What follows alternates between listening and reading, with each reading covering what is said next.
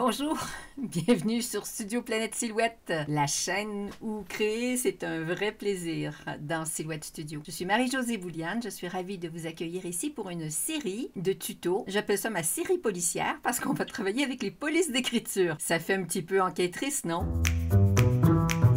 Dans le dictionnaire, le mot police, autre que le maintien de l'ordre public, ça veut également dire que... Alors, ça vient de l'italien polizia, certificat, du latin médiéval apodixa et du grec byzantin apodeixis, reçu. Alors, on explique dans le Larousse qu'il s'agit d'un ensemble de toutes les lettres et signes qui composent un assortiment de caractères d'imprimerie de même famille. Donc, on va voir ensemble dans cette série de tutos, parce que j'ai dû la diviser en plusieurs vidéos, cette série, parce que sinon, ça n'en finissait plus. Il y a tellement de choses à dire sur les polices d'écriture. C'est riche. Et en plus de ça, si on rajoute ça dans le logiciel, ben, il y a encore plein de choses à apprendre. On va donc commencer avec les bases dans cette vidéo-ci. Et on va donc voir les 3 types de polices principales. Et de ces 3 polices principales vont découler d'autres types de polices, mais c'est plus ou moins des polices. Ce sont des caractères qui sont travaillés différemment. On va passer étape par étape. Je vous ai tout organisé ça, chapitre par chapitre. Vous pourrez aller voir le chapitre qui vous intéresse. Je vous ai mis dans la description en dessous les chapitres avec le temps, quelle minute que vous allez pouvoir trouver tel tuto. Donc peut-être que vous n'avez pas besoin de passer à travers tous, mais en même temps, ça vous permet, si vous avez regardé tout d'un coup, de revenir éventuellement et de regarder juste une partie. N'hésitez pas à aller dans la section plus qui va vous donner plein d'informations et sur les polices aussi utilisées durant ce tuto parce que peut-être qu'il y aura se les procurer si elles vous plaisent. Sans plus tarder, le générique.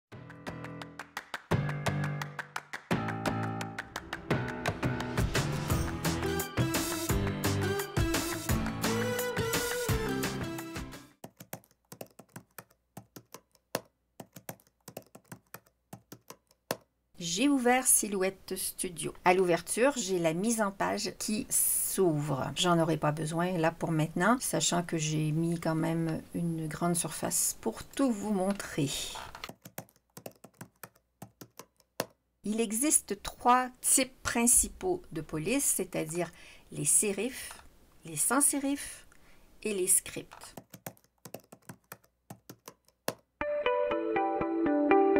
Le premier type, sans sérif, c'est comme la police Calibri. Celle-là, on la trouve dans tous les logiciels. C'est installé directement dans l'ordinateur. Alors, j'ai donc Calibri. On voit ici que c'est une police qui n'a aucune fioriture, aucune dentelle. C'est très simple, c'est très lisible. C'est une police qui est parfaite pour faire des textes qu'on souhaite être très lisibles et auxquels on ne veut pas de fantaisie. Si j'ai une petite ligne bleue sous mon texte, je ne m'inquiète pas, c'est le correcteur orthographique du logiciel qui est en train de me dire « Oh, oh, j'ai pas ça dans le dictionnaire, donc tu as peut-être fait une erreur de frappe. » C'est bon à savoir. Donc, on est sur une police sans sérif, Calibri étant la meilleure représentante de cette police.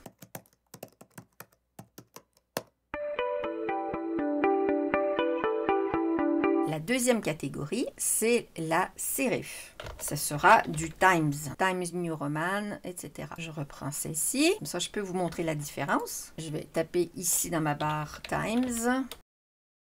Et voilà. Ça, c'est une police qu'on va voir souvent dans les livres, dans les journaux. C'est pour ça qu'on l'a appelée Times, comme le journal. C'est une police qui a des empattements. Vous voyez ici les petites pattes au bout de chaque lettre. Ici, j'ai des finitions. Alors que sur Calibri, c'est comme des bâtons. D'accord?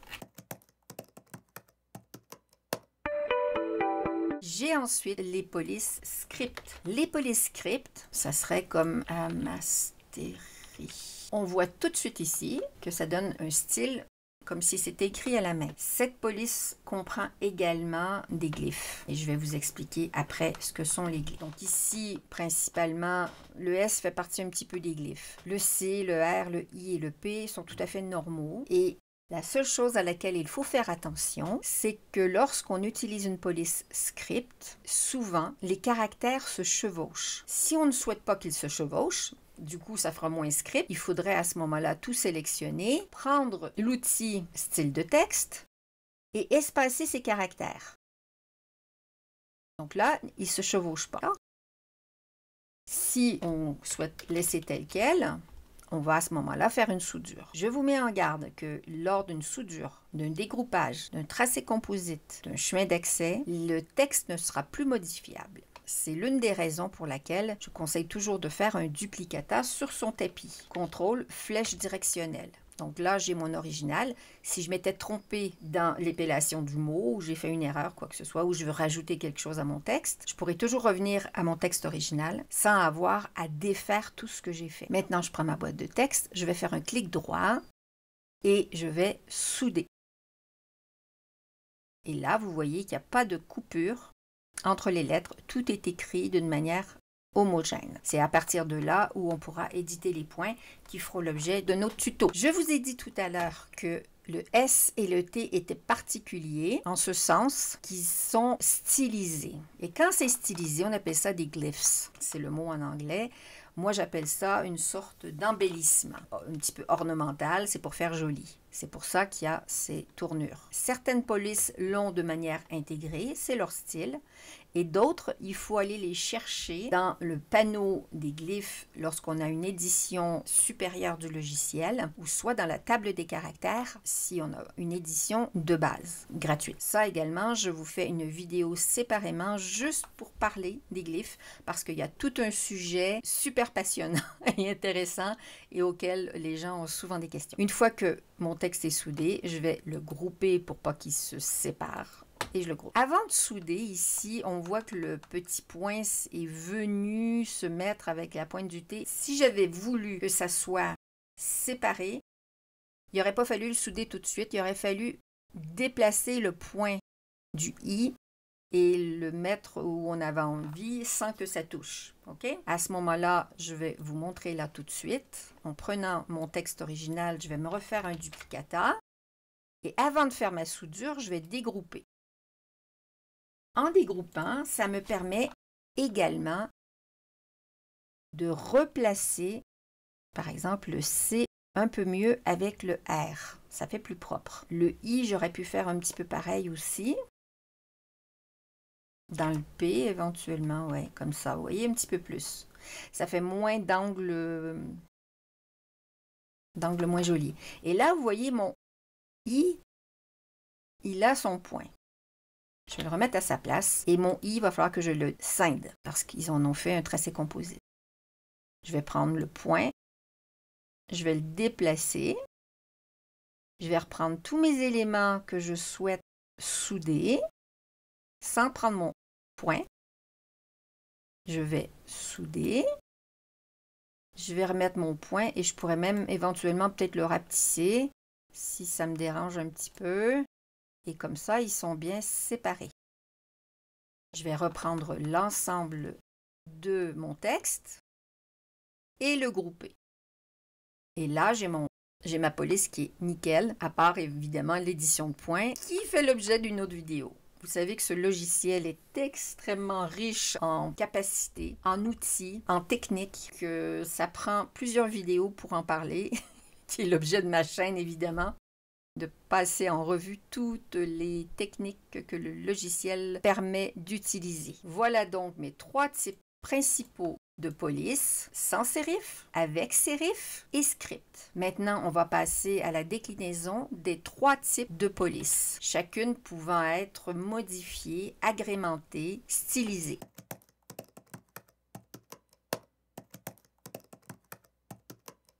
Les polices sketch ou croquis en français. Ce sont des polices qu'on utilise lorsqu'on veut se servir d'un stylo dans notre machine, un feutre, et qu'on souhaite créer cet effet main, que ça donne un aspect crayonné. Donc, dans le logiciel, on a ce type de police. Dans le Design Store, on a également ce type de police. Et sur d'autres sites où il y a effectivement d'autres polices qui sont disponibles. Donc, de ce genre, c'est-à-dire sketch. Quand on fait une recherche, on va faire une recherche de police sketch. Je pars donc de ma police. Alors, je vais aller dans ma bibliothèque de police silhouette. Donc, dans mes polices sketch, j'en ai plusieurs. On va les séparer en 2 catégories. On va avoir les sketch classiques, qui sont des polices assez grasses, qui souvent ont à l'intérieur un design. Et on a les polices monoline ou single line, qui sont appelées également sketch par certains, parce qu'effectivement, on va s'en servir en croquis et on va le voir en deuxième partie. On va commencer par travailler une police Sketch classique. Je vais prendre par exemple ici Blocks Sketch,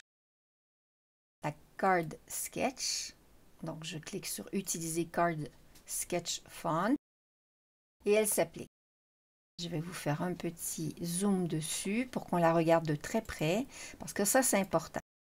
Donc vous voyez que si vous avez de l'échenillage à faire, ça va être assez infernal parce que toutes ces petites parties-là, il faudra les enlever. Les faites effectivement pour de la découpe. Si je faisais du sketch, vraiment avec un stylo, le stylo va passer partout où il y a un trait rouge.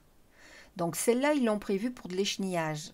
Bon, je pense qu'il faut s'accrocher, il faut la faire en gros. On va prendre un autre exemple parce que ça, c'est pas top comme exemple. Comme sketch. Je vais maintenant prendre une police normale, mais assez large, comme tout à l'heure, qui est assez vide. OK? Sketchbook. Si je prends ma police et que je lui applique le croquis, j'ai fait une vidéo sur le Sketch & Cut que vous pouvez aller voir. Je vais cliquer là-dessus. Je vais sélectionner ce que je souhaite pour remplir mes caractères. Je peux choisir ça. Et je vais la transformer en sketch. Je vais changer l'orientation. Et donc, le stylo va faire tout un tracé partout où il y a des petits points rouges. Je vous mets la loupe pour que vous voyez de très près. Donc, le stylo va tirer des traits comme ça tout le long. Et on aura un effet crayonné manuel. De loin, on voit que ça fait quand même rempli, mais de proche, on voit que ce sont des petits coups de crayon, donc ça ne sera pas complètement rempli. Ça sera plus rempli si vous rétrécissez l'espacement entre les lignes, ce qui est possible donc dans ce menu. Mais encore là, je vous renvoie à la technique du Sketch & Cut que j'ai faite en vidéo parce que ça, c'est un tuto en lui-même. Mais je voulais vous montrer ce que c'était que le sketch. On va passer maintenant sur le sketch de police pur et dur, celui qu'on demande souvent, qu'on n'ait pas besoin de remplir les caractères parce que c'est plus simple, c'est plus rapide. Ça va être une police monoline ou single line. C'est vrai qu'un sketch, ça veut dire croquis. C'est vrai que c'est une police croquis. Mais c'est pas tout le monde qui appelle ça une police sketch. Mais pour moi, c'est une single line. On la voit très bien. Je vais vous faire un super zoom dessus. Et il y a même, vous voyez, le petit trait. Et là, vous voyez que les traits sont quand même pas... C'est pas une seule ligne. C'est quand même deux lignes. Parce que quand ils ont créé la police, il a fallu qu'ils rapprochent les lignes parce que c'est obligatoire avec une machine de découpe. La seule chose, c'est que si vous mettez ça en découpe, ben, ça va juste vous faire un trait dans votre feuille. Vous ne pourrez pratiquement rien écheniller. Vous ne pourrez pas la détacher non plus. Donc, ce n'est pas une police qu'on peut écheniller, mais c'est une police qu'on peut très bien voir en effet croquis. Et le gros avantage, c'est que vous n'avez pas besoin de remplir l'espace qu'il y a au milieu. Éventuellement, sur le petit ici, le petit haut, si vous vouliez. Mais je ne pense pas que ça soit nécessaire et que ça se voit bouquet. Donc, il y a absolument besoin d'une... Je vais vous le créer en tracé composite. On va éditer les points. Et vous voyez que c'est une police quand même qui a deux côtés. Je vais vous la tirer. Regardez. Donc, c'est nécessaire. Alors, vous inquiétez pas si votre machine avec le stylo passe deux fois sur le trait. C'est normal parce qu'elle a un départ et une arrivée au même endroit. Donc, voilà, c'est ça l'affaire. Donc, si vous n'aimez pas ça, vous pouvez les rapprocher encore. Mais ça fait toujours un super effet de toute manière que ça passe deux fois parce que vous êtes certain que votre trait est bien ancré. Voilà, faites quand même des petits tests. Voilà, c'est ça donc une monoline. Donc c'est vrai que c'est pas vraiment une monoline, c'est peut-être pour ça que certains créateurs n'utilisent pas ce terme, mais c'est une police sketch, ça c'est sûr. Après, ben, toutes les polices sketch ne se valent pas. Là, j'ai simplifié les points et là, ça serait une super police. Question qui revient très très souvent. Les déclinaisons des polices. Donc, une police d'écriture, c'est un ensemble de lettres qui fait qu'on crée des mots, du texte, etc. Mais on peut également faire autre chose avec cette police. On peut la remplir de couleurs, on peut lui faire de l'ombre, on peut lui rajouter des fantaisies et elle peut également servir d'image. Dans certaines polices, il y a la possibilité que chaque lettre corresponde à une petite image. À ce moment-là, on appelle ça des dingbats.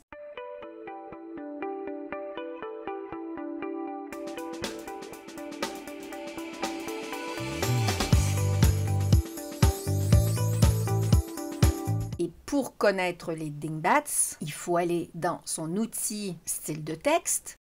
Et là, on voit toutes ces polices, un aperçu de ces polices. Et certaines n'ont pas des caractères, pas des lettres, mais des images.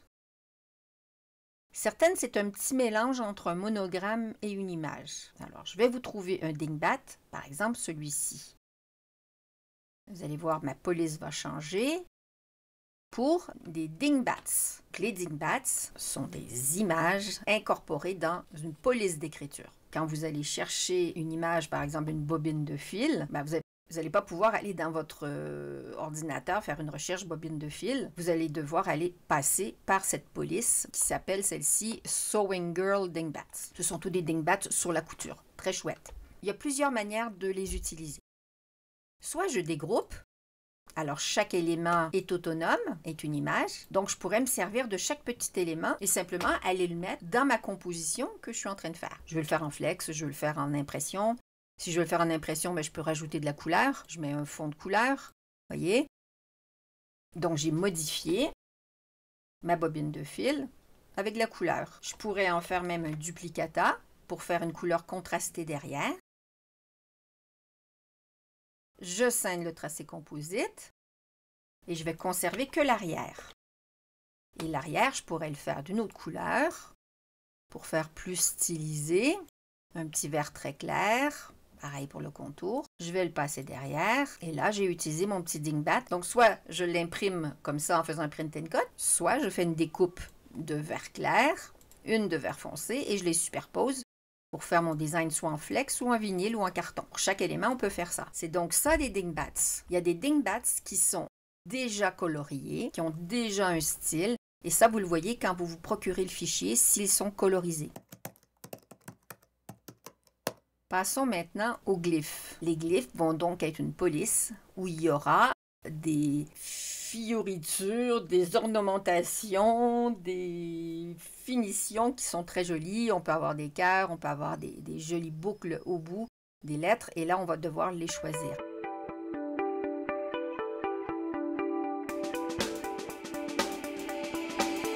Je vous fais une vidéo exprès sur l'utilisation des glyphes, mais pour vous donner un petit avant-goût de tout ça. Tout à l'heure, j'étais sur Amastery, et Amastery Script en est une dont je vous ai parlé.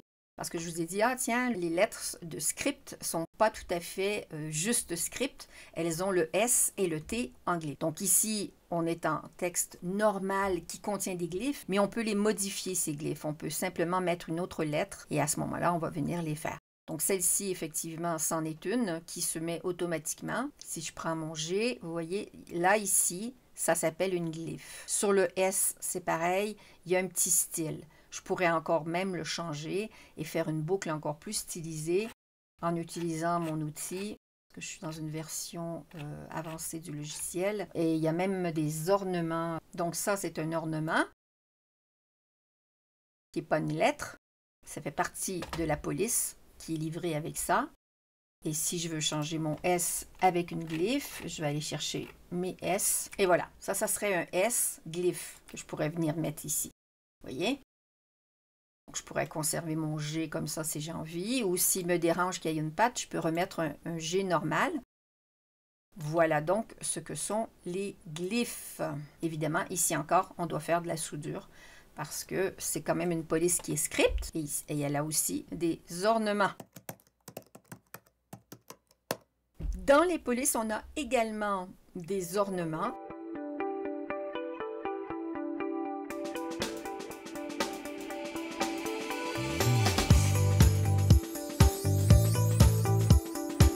Dans le cas de Amastery, je reviens toujours à celle-ci parce qu'elle est bien connue. Si je tape une lettre dans la bibliothèque d'ornements de la police, parce qu'il y en a beaucoup, je peux aller chercher un ornement. Donc voici un ornement qu'on trouve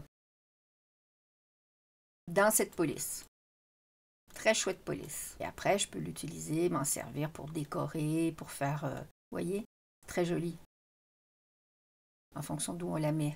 On peut faire un style. Donc ça aussi, je vais... Donc ça, je vous ai fait un tuto exprès pour vous les présenter, savoir comment les travailler, etc. Les polices peuvent être utilisées également sous des formes qu'on trouve également dans les logiciels comme dans Excel, Word, etc. Mais ce ne sont pas toutes les polices qui peuvent l'être dans le logiciel, alors que dans les autres logiciels de traitement de texte et de données, on peut les travailler. Là, on est sur une police qui s'appelle Calibri Toussaint. Il existe également dans ce que j'ai téléchargé ou qui est déjà présent dans le logiciel, Calibri Light. Elle est différente, elle est plus fine parce que ça s'appelle Light léger. Si je reste dans ma police Calibri normale, j'ai la possibilité, parce que c'est en noir ici, vous voyez là, où on peut mettre en gras, en italique ou en souligné. Ce ne sont pas toutes les polices qui permettent de le faire. Dans ce cas-ci, je peux mettre du gras, ça va me l'épaissir. Je peux la mettre en italique et je peux la souligner. Encore là, je vous dis que ce n'est pas toujours possible avec toutes les polices. Je vais vous montrer sur celle-ci. Je vais changer le nom. Si je la prends et que je regarde dans mon menu si je peux la faire en gras, en italique ou en souligné, ce n'est pas possible. Quand on se trouve face à ce problème et qu'on souhaite avoir une police plus grasse, soit on va en sélectionner une autre pour celle-là, mais qu'on aimerait l'avoir un peu plus grasse, on utilisera l'outil Contour. Si je résume, dans toutes les éditions, si j'ai une police où je ne peux pas activer le gras, l'italique et le souligné, ça peut être les trois en même temps, ça peut être qu'une seule, ça va dépendre des polices. Ce que je vais faire, c'est que je vais pouvoir le mettre en gras en utilisant l'outil Contour. Donc, dans toutes les versions, je pourrais faire un contour, l'appliquer, le grouper et retirer mes caractères de départ, et là j'ai une police grasse. Si je souhaite la souligner, je fais donc un rectangle. Si je n'ai pas la fonction souligner active avec cette police. OK? Je peux la réduire même si je veux faire un souligné fin. Hein? Voilà, ça serait quelque chose comme ça. Maintenant, la fonction italique n'est disponible que sur certaines polices, on est d'accord. Maintenant, si cette police, on la souhaite en italique et ce n'est pas possible de la faire, on ne pourra pas le faire dans une édition standard du logiciel. Il faudra avoir une édition payante, c'est-à-dire Designer, Designer Plus ou Business. Dans ce cas où vous avez l'une de ces trois éditions, vous allez utiliser l'outil Transformation, ici. Transformation, et c'est le 5e onglet. On a sélectionné son texte. Et à ce moment-là, on va lui faire une inclinaison horizontale, soit manuelle avec le petit curseur, soit de base avec les 5 degrés en 5 degrés. Je peux le faire aussi en négatif, hein, je peux le tourner comme ça. Et je peux également le faire aussi avec une inclinaison verticale, c'est-à-dire faire comme ça. Donc, je pourrais avoir une italique et ça. Je pourrais également garder ma police à 0 degré et la faire avec une angulation. Mais ça, on peut le faire aussi avec l'outil de rotation. Donc, édition de base gratuite.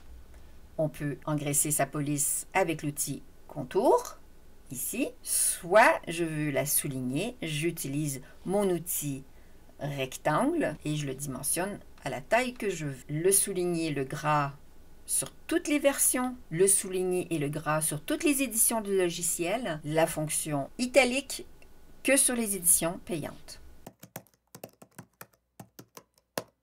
J'espère que ce tuto vous a plu. Ou bien ça vous a appris des choses, ou bien ça vous a appris quelques petites choses, ou bien ça vous a aidé à réviser vos connaissances. Ça aide toujours de revenir un petit peu sur nos bases.